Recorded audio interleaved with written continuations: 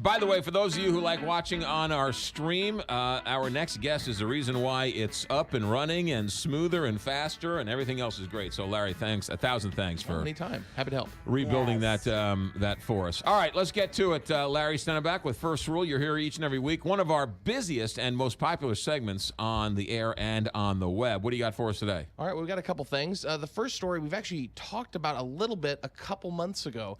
Dubai has decided to launch self-driving flying taxis. Yes. The age of the Jetsons has arrived. And we've actually talked about, it was called the eHang 184. It's a Chinese company, essentially like a quadcopter, you know, the four props that you see normally. Kind of like a drone. Exactly like a drone, except it's got a pod in the center the size of a human.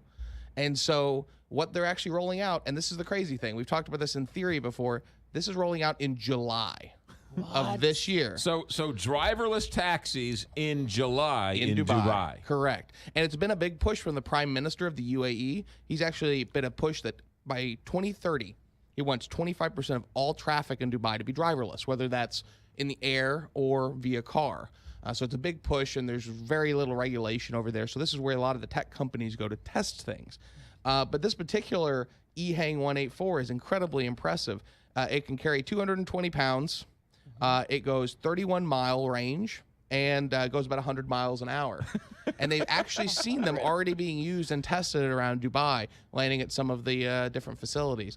So it's really, really fascinating. And here's the thing. You don't control it. The passenger does not control it. It's controlled from a central system. And you get in, you buckle in, you have your suitcase in or whatever. And you say, hey, I'm going to go to the Burj Khalifa if you're in Dubai. And it immediately takes you to the Burj Khalifa, controlled via the 4G network, via a central location where you have people actually commanding them. But what's interesting is you still have to pay by cash because they don't have credit card access there.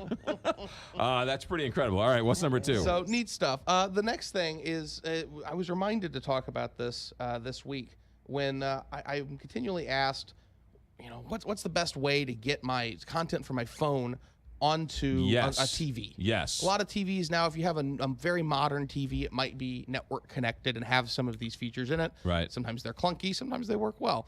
But the real big two players out there are Apple TV. Yes. And Google Chromecast. Okay. And so I constantly get the question, which one should I buy? And luckily here recently, I got the opportunity to set up a Apple TV because my parents won one at an event at my father's work. So I set it up and I said, you know, I wouldn't have recommended you bought this, but because of the price difference. The Google Chromecast, which is the same thing pretty much as Apple TV, is $30. Okay. Apple TV is $140. Okay. But I said, yeah, you got it free. Let's set it up. So we set it up. And one of the annoying things about Apple TV that we found is that you pretty much, you know, you'd think it's a cord cutting device. I'm cutting my cable. Right. It's a device to serve things to my TV. Almost every application on the Apple TV required a cable subscription. Yes. And so you're sitting there like, oh, I'd love to watch ESPN. Right. Oh, no, you need your cable subscription. Right. So it almost defeated the point for everything we wanted to watch, Right. and it was significantly more expensive. Right. So what I recommend to people is go out to Best Buy or go out to, you know, any one of your electronic stores, and for $30, you can get something called a Chromecast. And it's this little stick. It almost looks like a USB stick, but it's got an HDMI on the end. And you just plug it into the back of your TV. You take a little phone charging cable and plug it into the USB port in the back of your TV, and it sits there forever. And it displays beautiful artwork when you're not using it, and then it allows you from your phone to cast music, movies. But hold on a second. Can I rent movies from my Chromecast? Sure. Because I can rent movies from my Apple TV. Well, think about it this way. The Apple TV has everything kind of baked into it. Right. This is more like a front end that you use your phone. So you might rent a movie on your phone via whatever service, name the service. Right. And it's like Google Play. And then we click a button, and it's immediately cast to this. Which then displays it. So it kind of is. So if I have an iPad, I can use my iPad with my Chromecast. Totally. Have my phone while I'm texting, while I'm watching the movie that I'm renting on my iPad. It's really a versatile little device for $30. Right. Heck, even if you have your laptop open and you have Chrome open, if you use Chrome, so I can get Netflix from my. So I can use my iPad as my computer, and that takes the signal from my iPad to the TV. Correct. It's over Wi-Fi, really neat. And for $30, you really can't beat it. $30. So I think that's the way to go if you're looking to do that. That's really interesting. So all right. And anything else here? Well, we got some small stories. Starbucks just announced, and they're very tech friendly, that they're going to start allowing orders via phone, via the iPhone app and your Amazon Echo. You'll be able to order your Starbucks and then go pick it up. I think people are mean to Alexa.